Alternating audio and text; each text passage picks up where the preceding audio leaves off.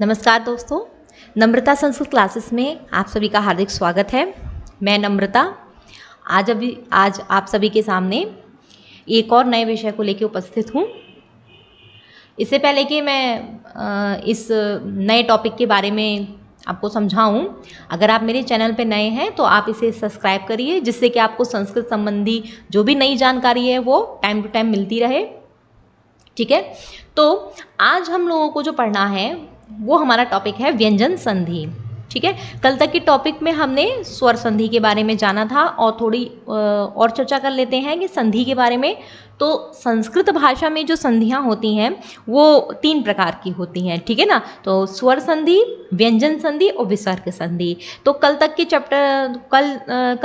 Chapter में तो हमने स्वर संधियों के बारे में जाना था और स्वर संधि की संस्कृत भाषा में जितने भी प्रकार होते हैं उसके बारे में जाना था।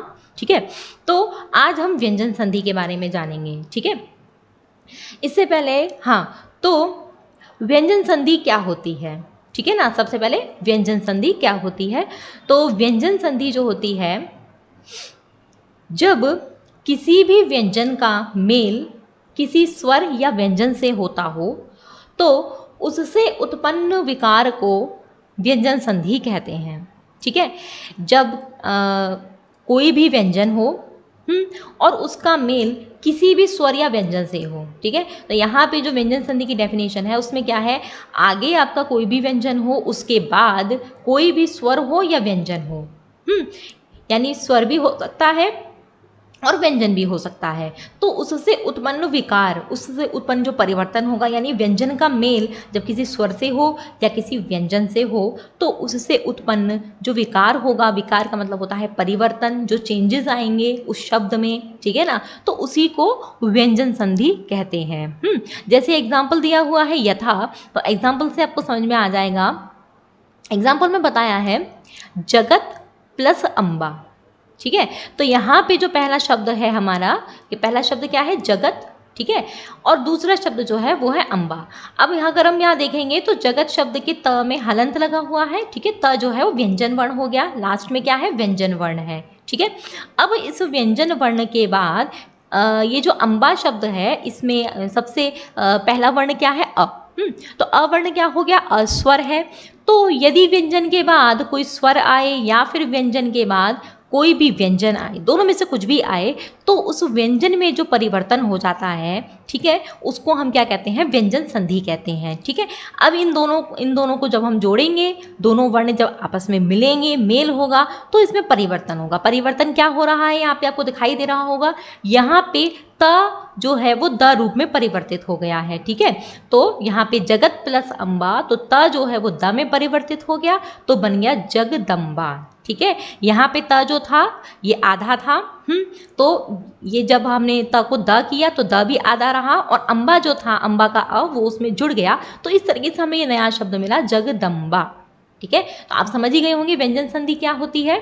ठीक है, चलिए अब हम यहाँ पे व्यंजन संधि के प्रकारों पे थोड़ी चर्चा कर लेते हैं। तो संस्कृत भाषा जो है वो बहुत ही समृद्ध है, बहुत ही विशाल है। ठीक है, तो उसमें संधियाँ भी कई सारी हैं। ठीक है, तो स्वर संधि के बारे में चर्चा हम कर ही चुके थे। तो व्यंजन संधियाँ जो होती हैं इसके भी कई प्रकार हैं। ठीक है ना, व्यंजन संधि के भी कई प्रकार हैं, लेकिन यहाँ पे हम कुछ प्रमुख प्रकारों की ही चर्चा करेंगे जो आपके एग्जाम से रिलेटेड हैं। ठीक है, तो उस प्रमुख प्रकारों में सबसे पहले हम जो सीखेंगे वो है जस्त्व संधि। ठीक है ना, नंबर फर्स्ट पे जस्त्व संधि। ठीक, चलिए, तो ये जस्त्व संधि क्या होती है। ठीक है ना, देखिए इस संधि का नाम है जस्त्व। ठीक है, तो ज और श, जस्त्व संधि। ठीक है, यानी जहाँ जिस संधि में जस हो रहा हो उसको हम जस्त्व संधि कहते हैं। ठीक है, और इस संधि का जो सूत्र है वो है झलाम जशोन्ते। वैसे तो मैंने आपको स्वर संधि में भी सारे सूत्र बताए थे कि भाई ये संधि है तो इसका ये सूत्र है। ऐसे ही व्यंजन संधियाँ जो होती हैं उनके भी सूत्र होते हैं संस्कृत ग्रामर के अकॉर्डिंग। ठीक है, हर संधि का कोई ना कोई सूत्र होता है जिससे वो संधि होती है। तो पेपर में आपके सूत्र भी पूछे जा सकते हैं। ठीक है, तो आपको यहाँ पे ध्यान देना है, जस्त्व संधि का जो सूत्र है वो है झलाम जशोन्ते। सूत्र को पहचानेंगे कैसे, भाई जस्त्व संधि है तो जश है, इसमें जशोन्ते में भी जस है। ठीक है, अब इसको याद करने के लिए तो जश संधि को समझने के लिए हमें क्या देखना है, इस संधि में जश होता है। ठीक है ना। अब जश का मतलब क्या होता है, अगर आप अच्छे से संधि को समझना चाहते हैं तो आपको सबसे पहले जश को समझना होगा, ठीक है। तो जश जो है वो एक प्रत्याहार है जो माहेश्वर सूत्रों में बनता है। और जश प्रत्याहार के अंतर्गत ज, ब, ग, ड, द, ठीक है, ये प्रत्येक वर्ग का तीसरा वर्ण आता है जश प्रत्याहार के अंतर्गत, ठीक है। तो जहां भी जस्त संधि हम करेंगे वहां पे हमें प्रत्येक वर्ग का तीसरा वर्ण दिखाई देगा, ठीक है। तो ये तो एक सरल टेक्निक हो गई इस संधि को समझने की, कि जस्तु संधि में वर्ग का तीसरा वर्ण जो है वो हमें दिखाई देता है जब जस्तु संधि हो जाती है। अब हम इसका नियम देख लेते हैं कि ये संधि कहाँ पर होती है। तो किसी भी वर्ग के पहले वर्ण को अपने ही वर्ग का तीसरा वर्ण हो जाता है बाद में यदि कोई स्वर वर्ण किसी वर्ग का तीसरा चौथा वर्ण या अंतस्थ वर्ण हो तो। तो यहाँ पे हमने क्या सीखा, हाँ एग्जाम्पल से समझ लेते हैं, एग्जाम्पल से आपको अच्छे समझ में आ जाएगा। जैसे किसी भी वर्ग के पहले वर्ण को, तो हम यहाँ देखेंगे पहला एग्जाम्पल, यहाँ पे वाक शब्द है, वाक धन ईशः, ठीक है। तो ये लिखा हुआ है यहाँ पे। तो पहला शब्द क्या है, वाक। तो इसमें इस पहले शब्द के अंतिम में जो वर्ण है वो है क। तो ये अपने वर्ग का पहला वर्ण है, क जो है वो कवर का पहला वर्ण है, ठीक है। तो किसी भी वर्ग के पहले वर्ण को यानी क को अपने ही वर्ग का तीसरा हो जाता है, ठीक है, ठीक है। इस क को अपने ही वर्ग का तीसरा हो जाएगा। तो कवर का तीसरा क्या होता है, क ख ग। तो क को क्या हो जाएगा, ग। लेकिन कब होगा, यदि बाद में कोई स्वर वर्ण हो, ठीक है। तो यहाँ बाद में स्वर वर्ण है, ईशा का ई है, तो स्वर वर्ण है, तो इस क को क्या हो जाएगा, ग, यानी ये अपने वर्ग के तीसरे में परिवर्तित हो जाएगा। तो क को हम ग कर देंगे, क्योंकि जैसे क आधा है ऐसे ही ग भी आधा रहेगा, ठीक है। और उसके बाद ई जो है वो उसमें जुड़ जाएगा, तो वागीशः ये नया शब्द जो है हमें मिल जाएगा, ठीक है। हाँ, तो बाद में क्या क्या हो, बाद में स्वर वर्ण भी हो सकता है, किसी वर्ग का तीसरा चौथा या अंतस्थ वर्ण ये भी बाद में हो सकते हैं, ठीक है। तो पहला एग्जाम्पल आपको समझ में आ ही गया होगा। तो यहाँ पे क का क्या हो गया, ग हो गया, ठीक। आगे देखते हैं नेक्स्ट सेकंड एग्जाम्पल है अच प्लस अंतः, ठीक है। तो यहाँ पे पहला शब्द जो है वो अच है, उसके अंतिम में च है, च के बाद अ आ रहा है, स्वर आ रहा है, च अपने वर्ग का पहला वर्ण है, इसका जो है अपने वर्ग के तीसरे वर्ण में परिवर्तन हो जाएगा। तो चवर्ग का तीसरा वर्ण जो होता है वो होता है ज, च, छ, ज। तो च को क्या हो जाएगा, ज। फिर हमारा जो नया शब्द बनेगा वो बनेगा अजंतः, ठीक है। च को हो गया ज, और ये जो अ था वो उस ज में जुड़ जाएगा, ठीक है। तो अजंतः, ठीक। नेक्स्ट देखेंगे तीसरा वर्ग आता है ट वर्ग। तो यहाँ षट शब्द जो है इसमें लास्ट में क्या है, ट, ठीक है। ट के बाद कोई स्वर आ रहा है, तो ये जो ट है ये अपने वर्ग के तीसरे वर्ण में परिवर्तित हो जाएगा, ठीक है। तो षट, हाँ, तो ट वर्ग में तीसरा वर्ग क्या होता है, ट ठ ड, ठीक है ना, ड जो डमरू वाला ड होता है, तो ट जो है वो तीसरे वर्ण में परिवर्तित हो जाएगा। तो षड, और आगे आनंद शब्द है, तो आनंद शब्द जो ड में ड को कंप्लीट कर देगा, तो षडाननः, ठीक है, षडाननः ये नया शब्द हमें प्राप्त होगा। ऐसे ही चौथा एग्जाम्पल है जगत प्लस ईशः, ठीक है। तो यहाँ पे जगत में क्या है, त है, त के बाद ई आ रहा है, त अपने वर्ग का पहला है, ये भी तीसरे में परिवर्तित हो जाएगा, त थ द बन जाएगा, तो जगदीशः। आगे देखिए सुप प्लस अंतम। तो सुप में क्या है, प, तो पवर को क्या हो जाएगा, अपने वर्ग का तीसरा, प फ ब, तो ब हो जाएगा, तो सुबंतम। ऐसे ही चित प्लस आनंदः। तो चित प्लस आनंद में क्या है, त है, त को अपने वर्ग का तीसरा हो जाएगा, त द, तो चिदानंदः, ठीक है। तो ये तो कुछ एग्जाम्पल थे जिनमें स्वर बाद में हो। तो स्वर बाद में हो, ये जितने भी एग्जाम्पल अभी हमने देखे इन सभी एग्जाम्पलों में स्वर बाद में था। और स्वर बाद में होने पर जो परिवर्तन हुआ वो क्या था, ये जितने भी वर्ग थे, ये जितने भी वर्ण थे, ये अपने ही वर्ग के तीसरे में परिवर्तित हो गए, ठीक है। तो वागीशा में ग है, यहाँ पे ज है, यहाँ पे ड है, ये ग ब द, ये सब क्या है, अपने वर्ग के तीसरा वर्ण है, ठीक है। तो यदि संधि कभी आती है, जैसे आपका एग्जाम्पल आ जाए जगदीशः, इसमें संधि बताइए कौन सी संधि है, तो यहाँ पे तीसरा वर्ण हो रहा है, और तीसरे वर्ण का मतलब होता है जश, तो यहाँ पे जस तो संधि होगी, ठीक है। अगर आप जश माने जानते हैं, जश माने तीसरा वर्ण होता है, ठीक है ना। तो आपको कहीं भी किसी भी संधि में तीसरा वर्ण दिखाई दे तो आपको केवल जस तो संधि पे ही टिक करना है, ठीक है। हाँ, तो अभी तो हमने ये एग्जाम्पल देखे स्वर वर्ण बाद में हो, अभी कुछ और भी एग्जाम्पल हैं इसके, जहाँ पे यदि तीसरा चौथा और अंतस्थ वर्ण बाद में हो तब भी वहाँ पे आपकी जस्व संधि होती है। ठीक है, एग्जाम्पल देख लेते हैं, जैसे सत प्लस भावः। तो सत प्लस भावा में क्या है, यहाँ पे त है, त के बाद भ आ रहा है, भ जो है ये अपने वर्ग का तीसरा वर्ण है। ठीक है, प फ भ। अब यहाँ पे क्या है, जो त है जब ये आगे के व्यंजन वर्ण से मिलेगा तो जो परिवर्तन होगा वो त जो है वो तीसरे वर्ण में परिवर्तित हो जाएगा, तो त को हो जाएगा द, तो ये लिखा है सद्भावः। ठीक है, यहाँ पे जो द है, द के नीचे देखिए भ देख रहे हैं आप। ठीक है, तो इस तरीके से भी लिख सकते हैं इसको, और ऐसे भी लिख सकते हैं स फिर आधा द फिर भा फिर व। ठीक है, ऐसे भी लिख सकते हैं इसको, लेकिन यहाँ पे क्या है, जो पूरा अक्षर होता है वो नीचे आ जाता है, और जो आधा अक्षर होता है वो ऊपर आ जाता है, तो इस तरीके से भी लिखते हैं। ठीक है ना, तो यहाँ पे सद्भाव हो गया, यानी त का द हो गया, तो द आधा है, द ऊपर है, और जो पूरा वर्ण है भ में आ है, तो भ नीचे है। ठीक है, इसमें आपको कंफ्यूज नहीं होना है कि यहाँ पे कैसे लिखा हुआ है, और आप इसको ऐसे भी लिख सकते हैं, स फिर द के नीचे हलंत लगा दें, फिर भा और फिर वह, सद्भावः, ऐसे भी लिख सकते हैं। ठीक है, नेक्स्ट सेकंड एग्जांपल देखेंगे, उत प्लस गमः। यहाँ पे त है, त के बाद तीसरा वर्ण आ रहा है, तो ये त जो है ये अपने वर्ग के तीसरे में परिवर्तित हो जाएगा, तो त को क्या हो गया द, तो उद्गमः। ठीक है, तो त को द हो गया, द आधा है, द ऊपर, ग जो है वो नीचे आ जाएगा, तो उद्गमः। यहाँ पे त किसमें परिवर्तित हो गया, तीसरे वर्ण में, ग में।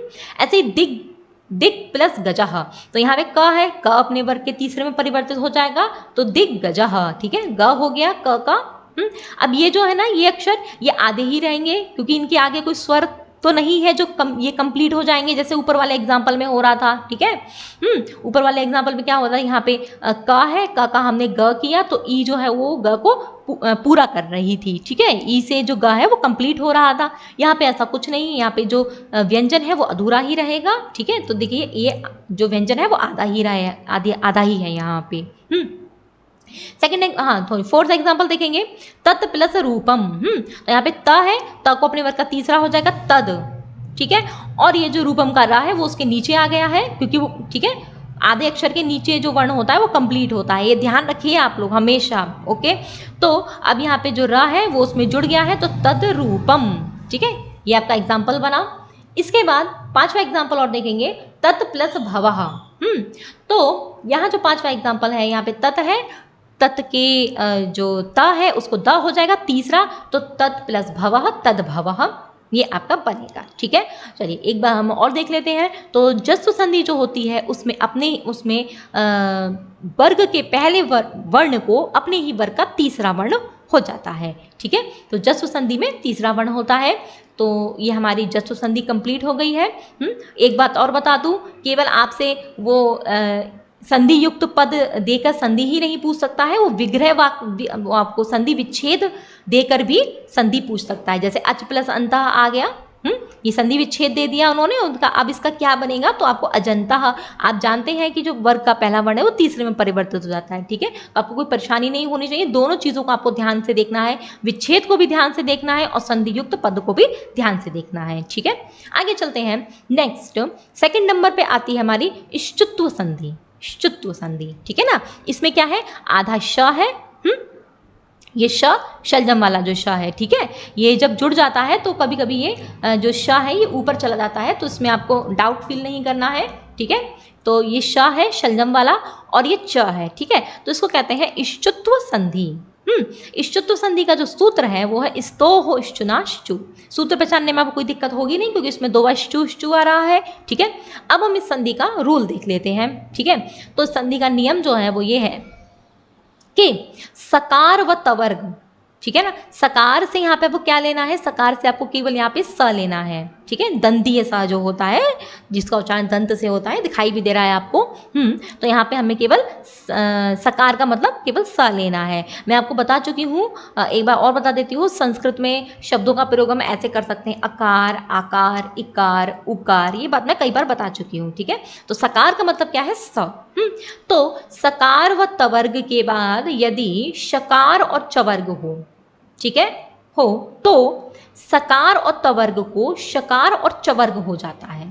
ठीक है, यदि सकार और तवर्ग के बाद शकार और चवर्ग हो तो सकार और तवर्ग को शकार चवर्ग हो जाता है। ये तो संधि का नियम हो गया। अब ये एकदम से आपको समझ में नहीं आएगा, हम क्रमशः इसके एग्जाम्पल समझेंगे एक एक करके, तो आपको ये आराम से समझ में आ जाएगा। अब यहाँ पे मैं एक बात और बता देती हूँ कि एक बार 2018 के ही टेट में एक प्रश्न आया था कि यदि सकार के बाद शकार हो तो सकार को क्या हो जाता है। तो आपको नियम को भी ध्यान में रखना है, ठीक है।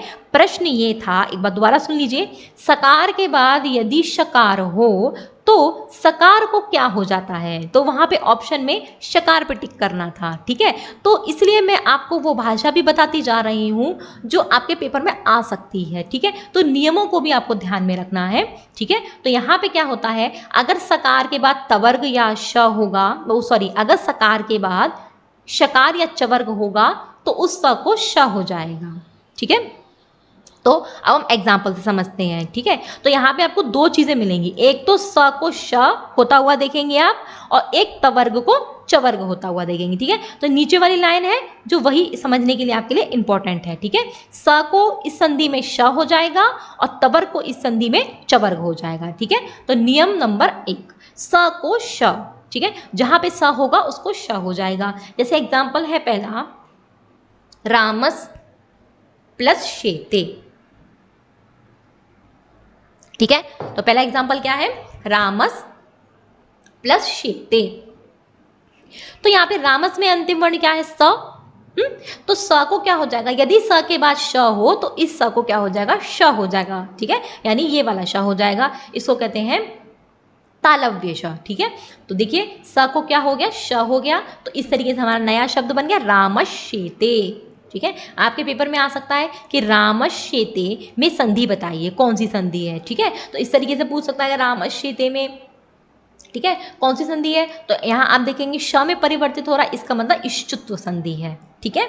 और आगे एग्जाम्पल देखेंगे, जैसे एग्जाम्पल है ये दुस प्लस चरित्रम। तो यहाँ पे स है, स के बाद चवर्ग आ रहा है, ठीक है। देखिए स के बाद चाहे श आए, स के बाद चाहे चवर्ग आए, इस वाले स को श ही हो जाएगा, ठीक है। तो अब यहाँ पे स को श हो गया, तो ये इस तरीके से भी लिख सकते हैं, ठीक है। तो दुश्चरित्रम, यहाँ भी श आ रहा है तो यहाँ भी ष्टुत्व संधि हुई है, ठीक है। हरिस प्लस शेते, यहाँ भी स है, हरिस के बाद में स है, इसके बाद आगे श आ रहा है, तो इस दंतीय स को मूर्धन्य श हो जाएगा। तो हरिश शेते यानी हरि भगवान सोते हैं, शयन करते हैं, ठीक है। आगे है रामस प्लस च। तो अब यहाँ स के बाद चवर्ग आ रहा है तो भी स को श हो जाएगा, तो रामश्च, ठीक है। इस तरीके से ये तो आपका पहला नियम हो गया जहाँ पे स को श हो रहा था, ठीक है। ये इस संधि में क्या है, स को श जहाँ पे हो रहा था, ठीक है। अब आपको इसे पेपर में देखना हो तो अगर आपको ये श दिखाई दे तो आप तुरंत जस्ट संधि पे टिक करेंगे, ठीक है। चलिए आगे देखते हैं सेकंड नियम। तो सेकंड नियम में बताया है तवर्ग को चवर्ग हो जाना, ठीक है। तवर्ग को क्या हो जाएगा, चवर्ग हो जाएगा। जैसे फर्स्ट एग्जांपल हमारा क्या है, सत धन चित। अब यहाँ पे तवर्ग है, तवर्ग के बाद यदि चवर्ग आएगा तो तवर्ग को चवर्ग हो जाएगा, ठीक है। तो यहाँ पे सत के बाद चित आ रहा है तो जो ता है उसको क्या हो जाएगा, च हो जाएगा, तो डबल च हो गया यहाँ पे, ठीक है। तो सचित, सत धन चित सतचित, ठीक है। ता को क्या हो गया, च हो गया। इसी प्रकार से सेकंड एग्जांपल है हमारा सत प्लस जनः, तो सज्जनः, ठीक है। यहाँ पे ता को क्या हो गया, ज हो गया, तो डबल ज हो गया आपका सज्जनः। अब यहाँ पर मैं एक बात और बताना चाहती हूँ, जैसे ज़्यादातर मोस्ट ऑफली आपने देखा होगा सत प्लस जनः सज्जनः बन जाता है सीधे डायरेक्टली, ठीक है। अब यहाँ पे समझने की बात यह है कि यहाँ पे त है तो त किसमें परिवर्तित होगा, चवर्ग में परिवर्तित होगा, ठीक है। तो तवर्ग के आगे जो तवर्ग, ये जो त है इसके आगे ज आ रहा है तो त भी ज में बदल जाएगा, ठीक है। तो इस तरीके से सज्जनः जो है बन गया। आप इस तरीके से भी समझ सकते हैं कि यहाँ पे त है, त के बाद ज आ रहा है, ज चवर्ग में आता है तो त को भी ज हो जाएगा, ठीक है। तो सज्जनः बन गया। अब यहाँ पे मैं समझा देती हूँ, कभी आपका ऐसा भी लिख कर आ सकता है सद प्लस जनः, ठीक है। अगर सद प्लस जना आएगा तब भी आपका सज्जनः बनेगा, इसके दोनों विच्छेद मिलते हैं, ठीक है। ध्यान दीजिएगा, सज्जन शब्द के दोनों विच्छेद मिलते हैं, इसलिए मैंने यहाँ दोनों लिख दिया है, ठीक है। हाँ, तो यहाँ पे क्या है, यहाँ पे द है, देखिए द भी तवर्ग में आता है, त थ द तवर्ग में आ रहा है, ठीक है। त थ द, तो द भी जो है उच्च वर्ग में परिवर्तित हो जाएगा। तो द जो है ये अपने वर्ग, ये तीसरा है, तो ये जब चवर्ग में परिवर्तित होगा तो तीसरे में ही परिवर्तित होगा। ठीक है, तो त थ द च छ ज, तो द जो है उच्च वर्ग में परिवर्तित हो जाएगा। ठीक है, तो द जो है वो ज बन गया तो भी सज्जनः बन गया। ठीक है, मेरे ख्याल से आपका क्लियर हो गया होगा। इसके दोनों विच्छेद मिलते हैं। ठीक है, आप सद प्लस जना से भी सज्जनः कर सकते हैं और सत प्लस जना से भी सज्जनः कर सकते हैं। ठीक है, चलिए ऐसे ही आगे देखेंगे। नेक्स्ट एग्जाम्पल है उत प्लस ज्वलः। ठीक है, तो यहाँ पे उत है, उत का जो त है ये बाद में चवर्ग आ रहा है तो त ज में परिवर्तित हो जाएगा, तो उज्ज्वलः यानी दो ज हो जाएंगे। ठीक है, और इसका भी ऐसा एग्जाम्पल मिलता है उद प्लस जलः, अगर द भी मिले तो भी द जो है वो ज में परिवर्तित हो जाएगा, तो उज्ज्वलः। ठीक है, सेम सज्जनः के जैसे उज्ज्वलः। फोर्थ एग्जाम्पल सत प्लस चरित्रम। ठीक है, त है, त के बाद च आ रहा है तो उसे भी च हो जाएगा, तो सच्चरित्रम।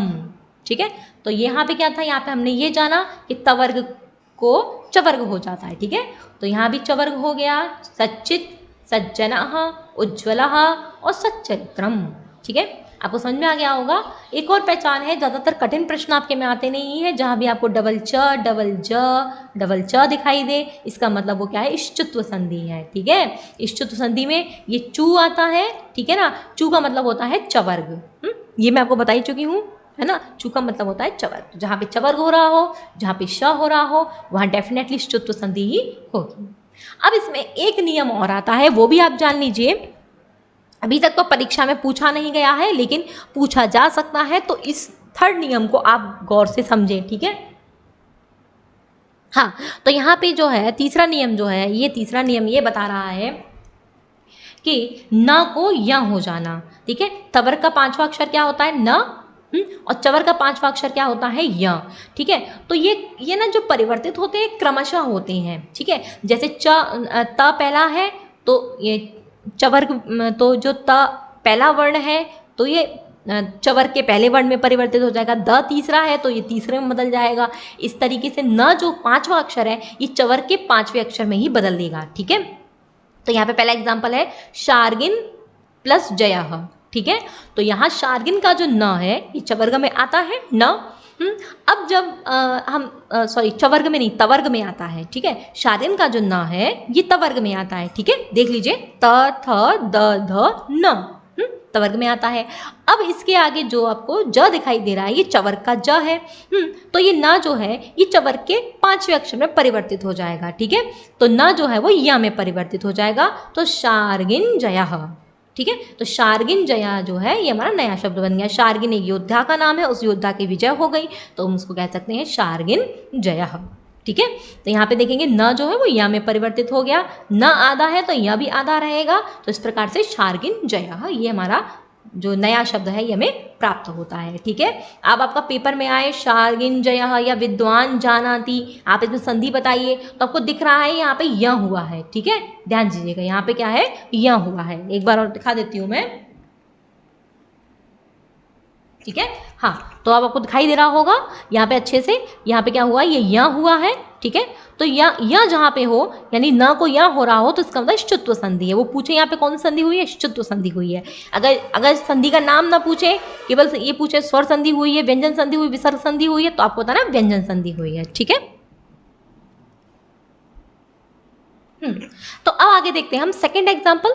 तो सेकंड एग्जाम्पल में दिया है विद्वान जानाति, यहाँ भी न के बाद जा आ रहा है तो न को क्या हो जाएगा, या में परिवर्तन हो जाएगा, तो विद्वान जानाति। ठीक है, तो ये दो एग्जाम्पल हो गए आपके, ये आगामी परीक्षा में आपके आ सकते हैं, तो आप इसको अच्छे से देखिए, क्योंकि ऊपर वाले एग्जाम्पल तो ज़्यादातर परीक्षा में आ जा चुके हैं। ठीक है, तो वो हमेशा कुछ ना कुछ नया पूछते हैं, तो ये आपके लिए नया हो। तो अब हम दो संधियां समझ चुके हैं, अब हम आगे आते हैं तीसरी संधि पे। तीसरी संधि है इष्टुत्व संधि। ठीक है, यदि आपने इससे पहले वाली जो इष्टुत्व संधि है वो आपको अच्छे से समझ में आ गई तो ये भी आपको अच्छे से समझ में आ जाएगी। ठीक है, देखेंगे इष्टुत्व संधि में क्या है, आधा श और टू। ठीक है, तो इस संधि में ये षटकोण वाला जो श है इसको मूर्धन्य श कहते हैं, और टू माने टवर्ग होता है। ठीक है, तो इस संधि में आपको श और टवर्ग होता हुआ दिखाई देगा। ठीक है, इसलिए इसका नाम भी पड़ गया इष्टुत्व संधि। सूत्र है इसका इष्टुनाश टू। अगर परीक्षा में सूत्र आता है तो आप आराम से उसको लगा देंगे, क्योंकि सूत्र में भी वही शब्द आ रहे हैं जो संधि का नाम है। ठीक है, तो ये तो क्लियर हो गया। आगे हम संधि के नियम को जान लेते हैं। ठीक है, तो इसका नियम भी पहले जैसा ही है। उसमें हमने तो हाँ, इसको देखते हैं। सकार व तवर्ग के बाद शकार व टवर्ग हो तो सकार और तवर्ग को शकार और टवर्ग हो जाता है। ठीक है, यानी इस संधि में हमें ये समझना है कि अगर सकार और तवर्ग के बाद शकार और टवर्ग हो, ठीक है, तो सकार और तवर्ग को शकार और टवर्ग हो जाता है। ठीक है, यानी सकार को शकार हो जाएगा और तवर्ग को टवर्ग हो जाएगा। ठीक है, जैसे पहली वाली संधि में सकार को शकार हो रहा था और तवर्ग को चवर्ग हो रहा था, सेम वैसे ही यहाँ पे आपको समझना है ना। इस संधि में सकार को शकार हो जाएगा और तवर्ग को टवर्ग हो जाएगा। इसके भी 3 रूल है, एक एक करके हम समझेंगे।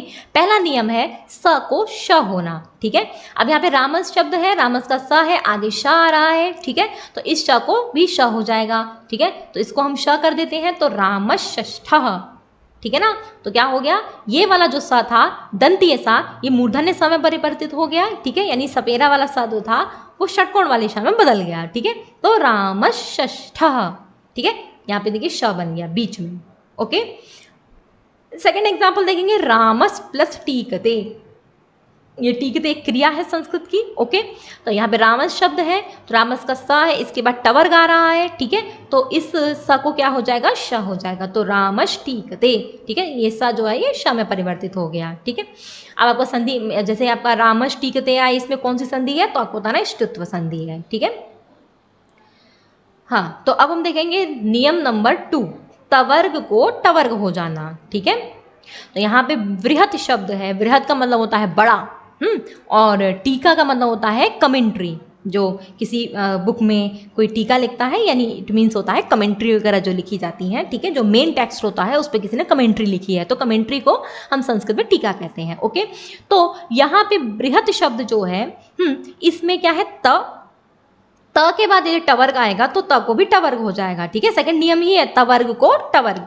तो त को जब ट हो जाएगा तो देखेंगे यहाँ पे त का ट हो गया, तो बृहत टीका, यानी 2 ट यहाँ पे आपको मिलेंगे। ठीक है, जो आधा ट है वो ऊपर और जो पूरा ट है वो नीचे। ठीक है, और इसको हम ऐसे भी लिख सकते हैं, ऐसे ब्रे ह, है ना, ता का ट हो जाएगा तो ट के नीचे हलंत लगा दीजिए, फिर आप टीका लिख दीजिए आगे। ठीक है, तो हलंत लगा के भी लिख सकते हैं, जो हलंत वाला वर्ण है उसको हलंत लगा के भी लिख सकते हैं, और ऐसे ऊपर नीचे करके भी लिख सकते हैं। ठीक है, दोनों तरीके होते हैं लिखने के। ओके, तो यहाँ पे बृहत टीका हो गया, डबल ट हो गया, इसका मतलब यहाँ पे ष्टुत्व संधि हुई है। ठीक है, तत् प्लस टीका, तत् माने उसकी टीका। ठीक है, किसी व्यक्ति ने लिखी है, तो किसी पर्टिकुलर व्यक्ति ने लिखी है, तो कोई कह रहा भाई उसकी टीका, तत् टीका।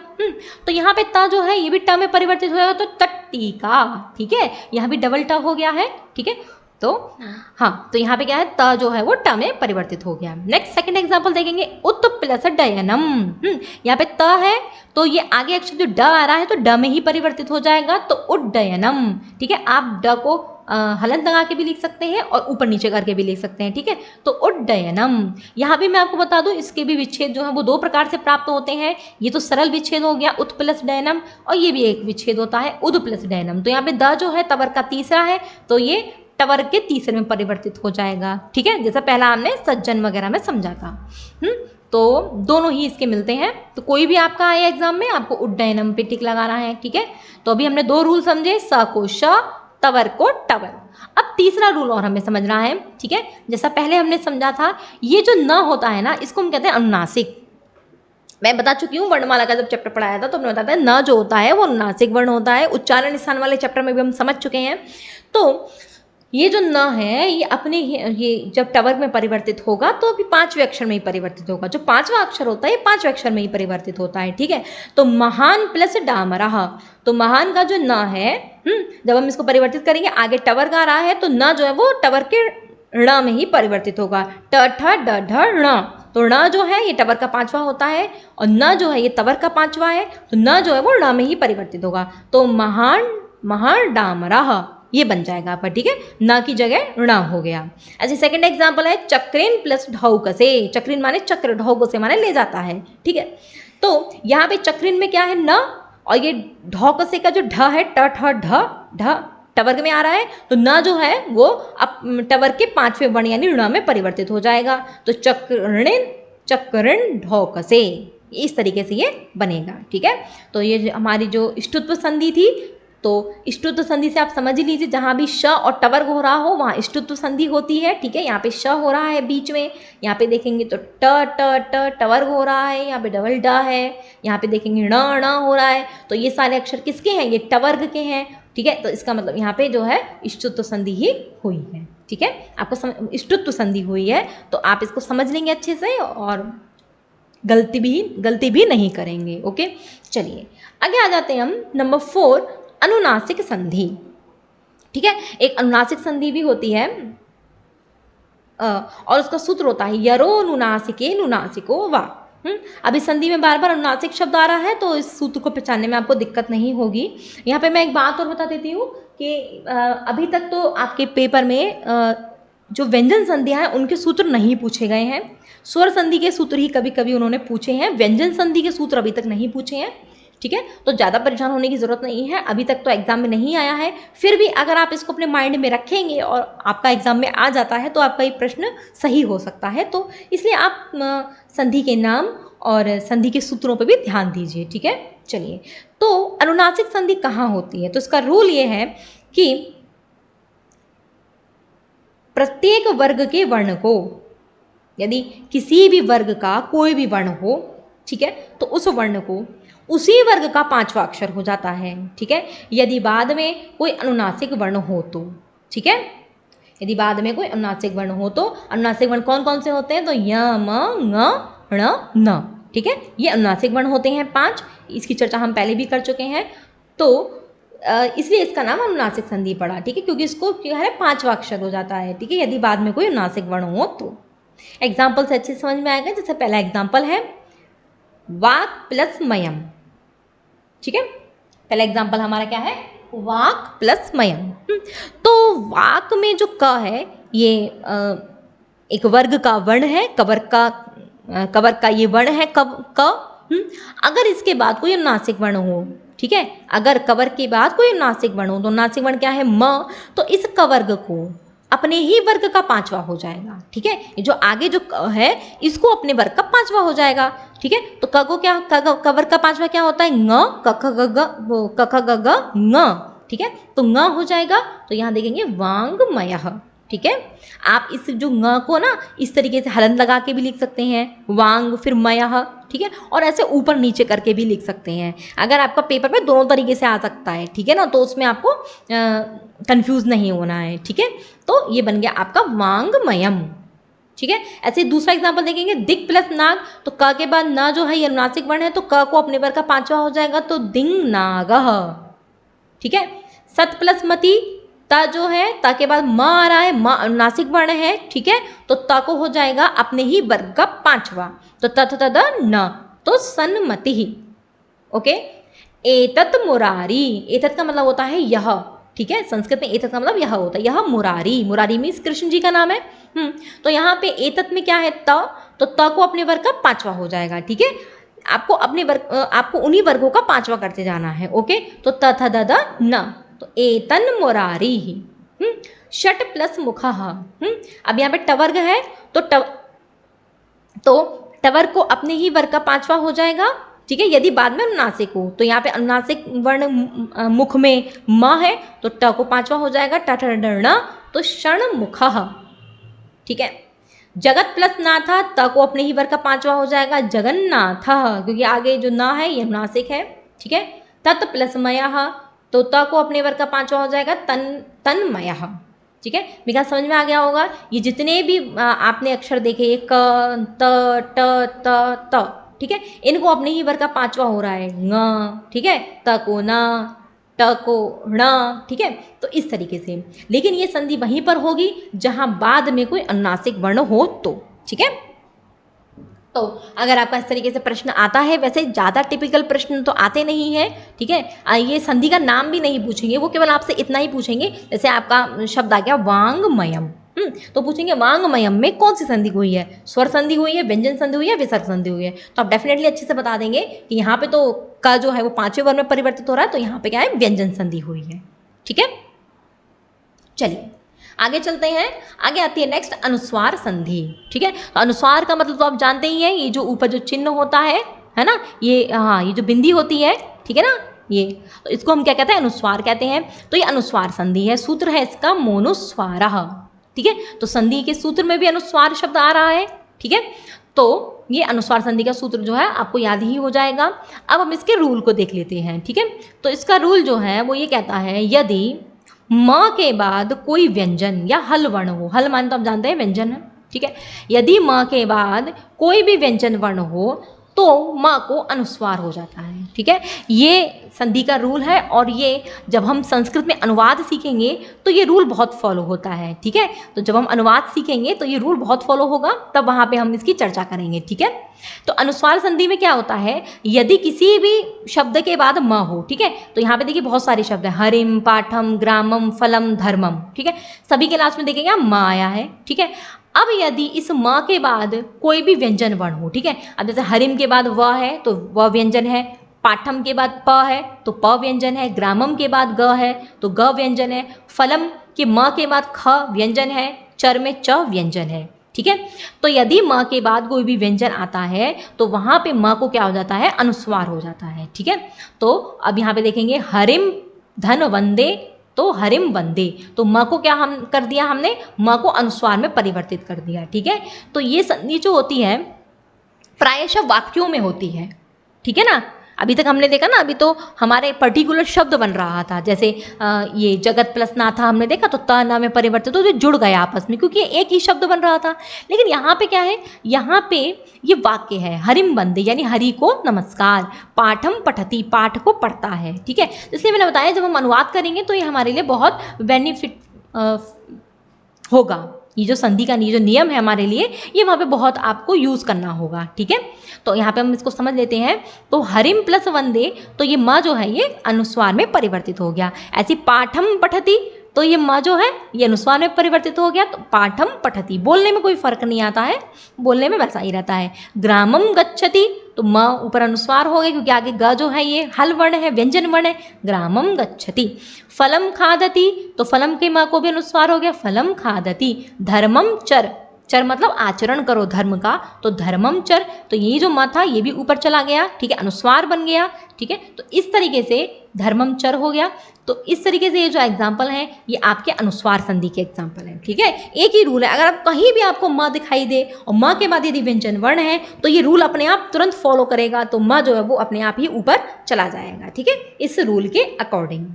तो हमारी 5वें नंबर अनुस्वार संधि हो गई। हाँ, तो पेपर में आपका इससे प्रश्न आ सकता है, और ये जो पहला वाला एग्जाम्पल है मोस्ट इम्पॉर्टेंट है, ये आ भी चुका है बहुत पहले और आगे भी आने के चांसेस हैं, हरिम प्लस वंदे। ठीक है, चलिए अब 5वीं हमारी अनुस्वार संधि हो गई। अब हम आगे चलते हैं नंबर 6 पर सवर्ण संधि। ठीक है, इसका सूत्र है अनुस्वारस्य यहीं पर सवर्णः। तो देखिए पर सवर्ण दिया हुआ है इसमें, तो सूत्र में आपको कोई दिक्कत नहीं होगी, पर सवर्ण को आप समझ लेंगे। ठीक है, हाँ, यदि वो पूछता है कि भाई परसवर्ण संधि का आप सूत्र बताइए, तो अनुस्वारस्य यहीं परसवर्ण, हाँ सूत्र में भी परसवर्ण शब्द जो है वो आ रहा है। ठीक है, अब इस संधि का रूल जो है वो हम देखेंगे। ये संधि जो है ये बताती है कि अनुस्वार के बाद, ठीक है, अनुस्वार आप माने आप जानते हैं बिंदी। ठीक है, अनुस्वार के बाद यदि कोई स्पर्श वर्ण हो, स्पर्श वर्णों से भी आप परिचित हैं, हम स्पर्श वर्णों के बारे में जान चुके हैं। स्पर्श वर्ण कौन कौन से होते हैं, क से लेके म तक स्पर्श वर्ण होते हैं सारे। ठीक है, तो अनुस्वार के बाद यदि कोई स्पर्श वर्ण हो तो उस अनुस्वार को आगे के वर्ण का 5वां अक्षर हो जाता है। ठीक है, एग्जाम्पल से समझेंगे, ये नोट बाद में बताते हैं, एग्जाम्पल से समझेंगे। तो फर्स्ट एग्जाम्पल है, ठीक है, शाम प्लस तह। ठीक है, तो शाम में ऊपर जो ये आपकी जो बिंदी है, ठीक है, शाम प्लस त, तो ऊपर ये जो अनुस्वार है, इस अनुस्वार के बाद यदि कोई स्पर्श वर्ण हो तो त क्या है, स्पर्श वर्ण है। ठीक है, क से लेके म तक सारे स्पर्श वर्ण आते हैं, तो त भी क्या हो गया, स्पर्श वर्ण हो गया। ठीक है, तवर्ग में आता है क्योंकि ये, ओके। तो ये जो ऊपर अनुस्वार है ये इस अनुस्वार को क्या हो जाएगा, आगे के वर्ग का सॉरी, आगे के वर्ग नहीं वर्ण होगा यहाँ पे, ठीक है, वर्ग नहीं वर्ण। तो आगे के वर्ण का पांचवा अक्षर हो जाएगा, ठीक है। तो आगे का वर्ण क्या है, त, तो इसे तवर्ग का पांचवा अक्षर हो जाएगा, ठीक है। तो तवर्ग का पांचवा अक्षर क्या है, त थ द ध न, ठीक है। तो यहाँ पे क्या हो गया, ये जो अनुस्वार है वो न में परिवर्तित हो गया, ठीक है। तो शांतः, ठीक है। और इसका विच्छेद एक इस तरीके से भी दिखाई देता है, क्योंकि ये जो एग्जाम्पल है ये मोस्ट इंपॉर्टेंट एग्जाम्पल है, तो ये आपको दोनों तरीके से कभी भी आ सकता है, शाम प्लस ता भी आ सकता है, शाम प्लस ता भी आ सकता है, ठीक है। तो शाम प्लस ता है तो भी इसका शांतः बनेगा, इसका थोड़ा अलग रूल होता है, लेकिन संधि विच्छेद दोनों तरीके से, यदि आपका इस तरीके से भी आ जाए, ये मोस्ट इंपॉर्टेंट एग्जाम्पल है शांतः, इसलिए मैंने इसका एक अलग से विच्छेद भी दे दिया है, ठीक है, ताकि अगर दूसरा विच्छेद आए तो आपको वहाँ कन्फ्यूजन ना हो। क्योंकि यहाँ पे क्या है, शाम प्लसता है, इस म को अनुस्वार हो जाएगा पहले, और फिर अनुस्वार को ये न में परिवर्तित हो जाएगा, ठीक है। तो ये अनुस्वार जो है ये न में परिवर्तित हो गया, तो शांतः, ठीक है। एक चीज़ और है, ये जो संधि होती है ये पद के मध्य में होती है, ठीक है, नोट है, ये संधि पद के मध्य में ही होती है, ठीक है। मध्य, पद का मतलब होता है शब्द, ठीक है। तो शब्द के मध्य में ही होती है ये संधि, ठीक है। ऐसा नहीं है कि दो अलग अलग शब्द हों, जैसे अभी वो हमने ऊपर देखा था, ये पाठम अलग शब्द है, पठती अलग शब्द है तो हो जाए, ऐसा नहीं है, ये संधि जो है ये शब्द के मध्य में ही होती है, ठीक है। आगे देखेंगे, सेकेंड एग्जाम्पल है सम प्लस चारह। तो सम में यहाँ पे क्या अनुस्वार है, तो अनुस्वार के बाद यदि कोई स्पर्श वर्ण हो, स्पर्श वर्ण आपका च है, तो अनुस्वार को आगे के वर्ण का पांचवा अक्षर हो जाता है, तो आगे का वर्ण क्या है च, तो इसे चवर का पांचवा हो जाएगा, ठीक है, अनुस्वार को। तो चवर का पांचवा क्या होता है, च छ य, तो देखिए य हो गया पांचवा, ठीक है। ऐसे सेकेंड, ऐसे आगे एग्जाम्पल देखेंगे, गम प्लस गा, ठीक है। तो यहाँ पे क्या है, गम में जो अनुस्वार है इसे आगे के वर्ण का पांचवा हो जाएगा, है ना। तो आगे क्या है, आगे ग वर्ण है, ठीक है। तो ये ग जो है ये कवर्ग में आता है, तो कवर्ग का पांचवा हो जाएगा, ठीक है। तो कवर्ग का पांचवा क्या होता है, क ख ग घ ङ, ठीक है। तो यहाँ पे क्या हो गया, इस अनुस्वार को ङ पांचवे में ये परिवर्तित हो गया, ठीक है। तो गंगा, इसलिए आपने देखा होगा संस्कृत में गंगा इस तरीके से भी लिखा हुआ आता है, ठीक है। आगे देखेंगे हम फोर्थ एग्जाम्पल, सम प्लस ख्या, ठीक है। तो यहाँ पे सम है, सम में ऊपर जो आपका ये अनुस्वार है ये आगे की वर्ग के पांचवें में परिवर्तित हो जाएगा, तो आगे ख है, ख कवर्ग में आता है, कवर्ग का पांचवा ङ होता है, तो ये जो जब हमने संधि करी तो ये जो ऊपर का अनुस्वार है ये ङ में परिवर्तित हो गया, ठीक है। ऐसे ही आगे एक और एग्जाम्पल आपने देखा होगा, अक्सर हम संबंध शब्द का यूज़ करते हैं, इसलिए मैंने इसको स्पेशली यहाँ पे दिया हुआ है, संबंध शब्द का हम यूज़ करते हैं, ठीक है। तो संबंध को चाहे आप ऊपर अनुस्वार लगा के यानी विधि लगा के लिखिए, ठीक है, चाहे आप ऐसे लिखिए, ठीक है। तो ऐसा होता क्यों है ना भाई, संबंध में ये ब के आगे भी हम न कर दें या ध के आगे म कर दें, कर सकते हैं ना ऐसा, लेकिन नहीं, ये जो आपकी परसमण संधि है इस रूल के कारण ही संबंध में क्या होता है, ये जो स के ऊपर ये जो बिंदी है ये आगे ब होने के कारण, ठीक है। स के ऊपर जो बिंदी है, स के ऊपर जो अनुस्वार है उसके आगे क्या आ रहा है, ब आ रहा है, ठीक है। तो ब क्या पवर्ग में आता है, तो पवर्ग का पांचवा क्या है म, इसलिए जब ये बिंदी नीचे आएगी, ठीक है, तो ये म में परिवर्तित हो जाएगी।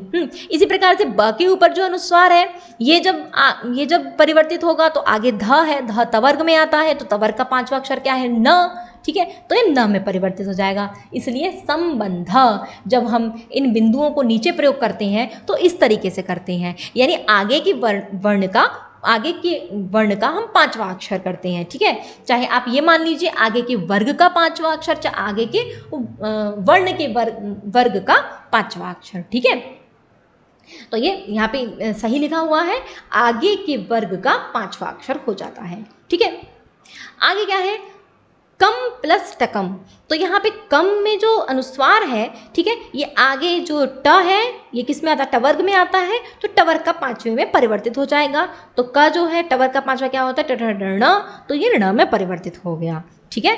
तो ये जो परसवर्ण संधि होती है इसमें आगे के वर्ण का पांचवा अक्षर हो जाता है, ठीक है, ध्यान दीजिएगा। और किसको होता है, अनुस्वार को होता है, ठीक है, एक बार फिर से देख लेंगे। परसवर्ण संधि में क्या होता है, परसवर्ण संधि जहाँ पे होती है वहाँ पे अनुस्वार को, ये आप जितने भी शब्द देख रहे हैं, ठीक है ना, तो इसमें सब में अनुस्वार है और उन अनुस्वारों को आगे के वर्ण का पांचवा हो गया है। ठीक है, तो ऐसा यदि आपको कहीं दिखाई दे तो वहाँ पे परसवर्ण संधि होती है। ठीक है, ये संधि जो है ये ज़्यादातर एग्जाम में आती नहीं है, लेकिन ये मुझे लगा कि आप लोगों को इसकी नॉलेज होनी चाहिए, इसलिए मैंने इसको बताया है। लेकिन ये कोई इम्पोर्टेंट नहीं है, ये ना अभी तक आई है एग्जाम में और ना आगे आने के इसके ज़्यादा चांसेस हैं। ठीक है, अब मैं यहाँ पे एक चीज़ को बता देती हूँ, ज़्यादातर छात्रों जो हैं वो कंफ्यूज हो जाते हैं परसवर्ण संधि और अनुनासिक संधि में। ठीक है, तो अनुनासिक संधि में क्या होता है, किसी भी वर्ग का वर्ण हो तो उसे उसी वर्ग का पांचवा हो जाता है। ठीक है, यदि बाद में अनुनासिक वर्ण हो, ठीक है, तो किसी भी वर्ग के वर्ण को उसी वर्ग का पांचवा हो जाता है।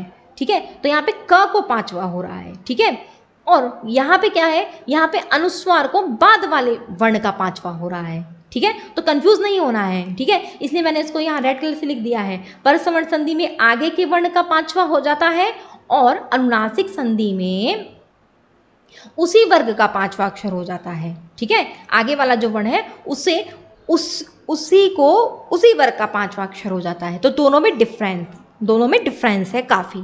ठीक है, तो कंफ्यूज नहीं होना है आपको, एक नहीं मानना है इसको।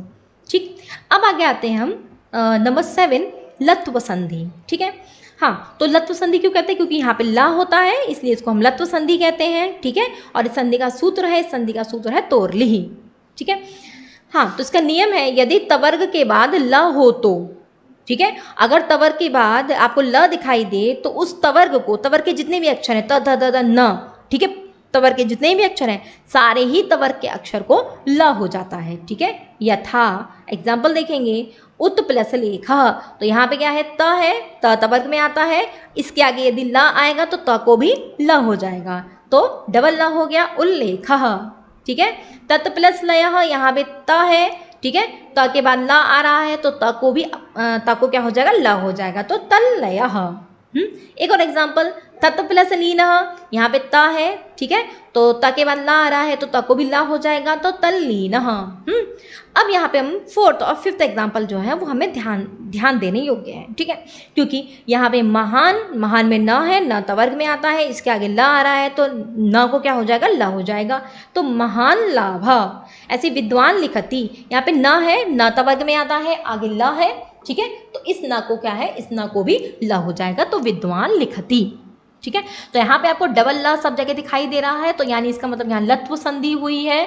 ठीक है, लत्व संधि का सूत्र तोरली है। ठीक है, अब यहाँ पे मैं एक चीज़ बता देती हूँ, 4th और 5th एग्जाम्पल में ये जो न होता है ना, ये अनुनासिक वर्ण होता है। न क्या होता है, अनुनासिक वर्ण होता है, क्योंकि इसका उच्चारण मुख और नासिका से होता है। ठीक है, तो जब हम इस न को परिवर्तित करते हैं ल में, ठीक है, तो संस्कृत भाषा में ल भी अनुनासिक होता है। ल 2 प्रकार के होते हैं। ठीक है, एक अनुनासिक भी ल भी होता है और एक बिना अनुनासिक वाला ल भी होता है, उसे अननुनासिक ल भी कहते हैं। ठीक है, तो जब हम न को ल में बदलेंगे तो न जो है वो अनुनासिक ल में ही बदलता है। ठीक है, तो इसलिए जब हमने ला को कन्वर्ट किया तो ये ऊपर अनुनासिक का चिन्ह जो है ये दिखाई दे रहा है। ठीक है, क्योंकि भाई संस्कृत भाषा है और संस्कृत भाषा में ला अनुनासिक भी होता है, इसलिए ये चिन्ह ऊपर लगा हुआ है। ठीक है, तो इस चिन्ह से आपको कोई कंफ्यूज नहीं होना है। ठीक है, आपको केवल इतना ध्यान रखना है कि तवर्ग के बाद यदि ला आए तो उस तवर्ग को क्या हो जाता है, ला हो जाता है। ठीक है, और देखिए सबसे अच्छी पहचान डबल ला आपको सब जगह दिखाई दे रहा है। अगर पेपर में आ जाए विद्वान लिखती तो यहाँ पे डबल ला है, तो इसका मतलब यहाँ पे व्यंजन संधि हुई है। पहली बात तो व्यंजन संधि हुई है,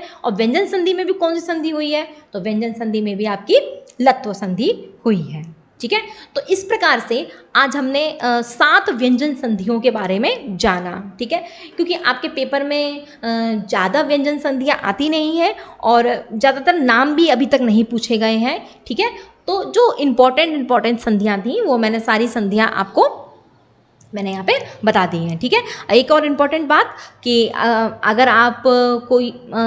अगर आप इसकी PDF लेना चाहते हैं तो डिस्क्रिप्शन में लिंक दिया हुआ है, वहाँ से आप इस PDF को डाउनलोड कर सकते हैं और इसको आप कभी भी बाद में देख सकते हैं। ठीक है, और अगर आपको ये वीडियो नॉलेजेबल लगा हो, आपको अच्छा लगा हो, ठीक है, तो आप इसको लाइक करें, शेयर करें। ठीक है, और अगर संस्कृत भाषा में आपको जानने की रुचि है तो आप इसको सब्सक्राइब करें, बेल आइकन दबाएं। ठीक है, और अगर आपका कोई क्वेश्चन हो तो आप कमेंट करके पूछ सकते हैं, ठीक है। या फिर हमारा ये ईमेल है namratasanskritclass@gmail.com। तो आप इस पे हमें कमेंट भी इस पे सॉरी आप मेल करके भी अपने कोई सुझाव या कोई क्वेश्चन है तो वो आप पूछ सकते हैं, ठीक है। तो व्यंजन संधि में अभी के लिए इतना ही। देखने के लिए धन्यवाद।